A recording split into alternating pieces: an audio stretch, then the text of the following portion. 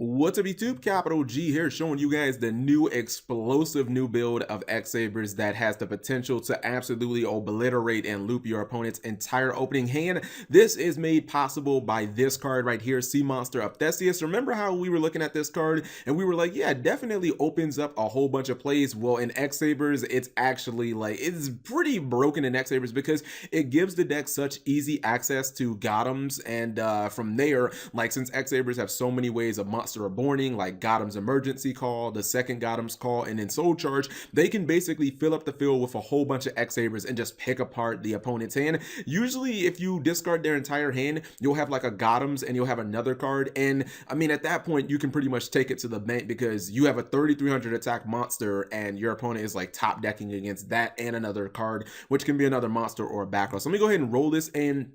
The thing that makes the deck really consistent, you guys are probably like, well, how do you get the Theseus, instant fusion is not searchable, but it actually is. See, you guys have probably seen these kind of combos with Predaplants like popping up. Honestly, I think this card, Scorpio, guys, is gonna get hit eventually like on the ban list because it lets you summon Cobra from the deck by discarding any monster card, and then Cobra basically searches a fusion. So you basically get to search instant fusion, and this deck can actually run Transcendental Fusion in case you're going second, in case you have to like do a little bit of grinding or whatever. So you see he activates the instant fusion after bringing out the X-Saber, oh my goodness, Bogart Knight off of X-Saber Invoker, and then he's able to bring out Gottoms. Now you can see on the board he already has two monsters that he can launch, because he can launch Full Troll and then he can launch the Gottoms and basically take out two cards. But obviously Full Troll can Monster Reborn and he has Soul Charge, so I think this guy's entire opening hand is basically going to get looped here. Oh no, wait, what the heck am I talking about? Invoker's an X-Saber too.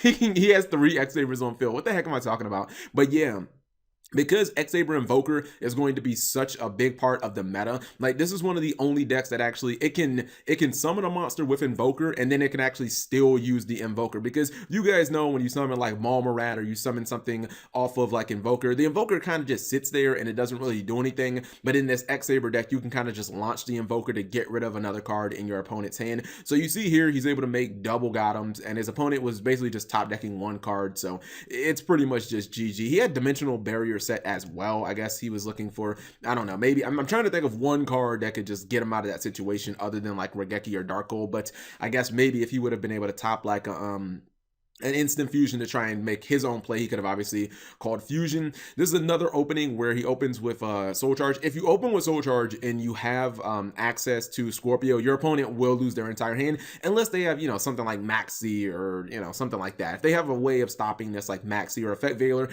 yes, they can technically play around it. But if you open with Soul Charge, it's pretty much a wrap, especially considering you can launch the Invoker, and even without Exceed Materials, it's still just, it's a card you can throw at your opponent to just get rid of cards in their hand. You see here, he still has Invoker, he has Gottoms, his opponent has nothing, and he has double strike set. And I know some of you guys right now are probably thinking, oh my goodness, stop it, Cap G. Every single replay, this guy friggin' opens Soul Charge. I'm not going to open Soul Charge every replay. Well, here you go. Here's a replay. Obviously, it doesn't have Soul Charge, but it does have another Monster Reborn in Full Troll. The point is, you're not always going to get 5 cards. Like, you're not always going to get their opening hand, but at least put yourself in a position where you can get like 3 cards, maybe even 4 in their opening hand, and it just puts them in a really bad spot, especially if you're playing like a combo deck like Dark Magician here. Dark Magician cannot operate unless it has like 4 cards, because for you to really get rolling in Dark Magician, if you've ever played the deck, like you need Circle, you need Eternal Soul, and then you need obviously Dark Magicians to summon. Now you see right here, his opponent does have 2 cards, but if he would have launched his Gottoms, he could have gotten another card as well. So he could have actually gotten 4 cards there. The reason that he didn't, obviously, is because he had the Emergency Call, and for you to activate Emergency Call, you have to have a face-up X-Saber. So, unless this guy has Raigeki or something like that, it's going to be pretty damn impossible for him to come back. Like Raigeki is, or I guess Interrupted Slumber, something like that. Him playing against Dark Magician and getting like at least 3 cards in his opening hand, it's pretty much a free win. As I've said, Dark Magician requires at least a couple of turns to set up, and then it requires you to have specific pieces on board and for you to protect those. So if you're playing against like a deck that kind of requires pieces, a combo-oriented deck, like even getting 3 cards out of their hand, you just obliterate them. Here's another replay. There is no Soul Charge in this one, but he does have the second Gottoms Emergency Call, and well, it's Gottoms second call. It's not Emergency Call. This is basically, for those who don't don't know, it's Gottoms Call. It's just in a spell form. It summons 2 X-Sabers back. Now, you do have to control an X-Saber to actually activate the card, and the monsters will be destroyed during the end phase. They have 0 attack, but it doesn't matter because you're just going to launch them at your opponent to get rid of cards in their hand. Also, hypothetically, if you wanted to do like damage, you could just, you know, exceed with them, you could synchro with them, because it doesn't put any type of like random conditions saying that like they can't be tributed or anything like that. So you see this guy basically only have like 1 card to kind of play with, which is just, that's just ridiculous when you're playing, you're going second and you don't open with like Maxi or, you know, something like Ghost Ogre, or maybe even what's another card that could actually help, a Fat Veiler, and you're playing with like 1 card. So basically, after you've looped a good portion of their hand, it kind of just becomes a grind game. You see he's going to go for, excuse me, no he's not. I forgot that he had Dimensional Barrier. I was like, oh, you see he's going to go for a level 5 synchro to try and come back here. I know he's not.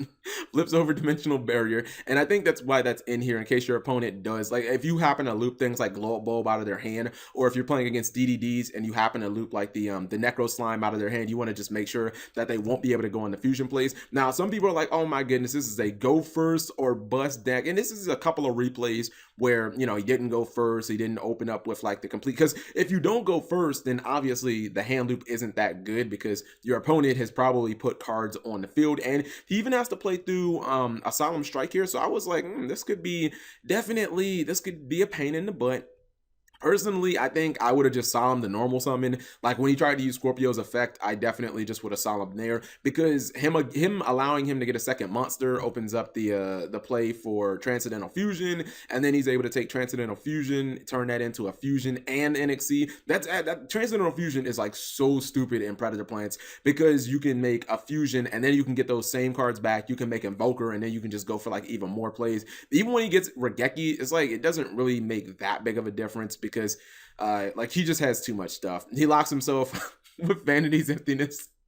But since you're playing a bunch of regular X-Sabers, like you still have beat sticks like Bogart Knight, and you still play, what's it called? Like you can still play Air Bellum, and Fall Troll is not Fall Troll, but Full Helm Knight's not really a beat stick.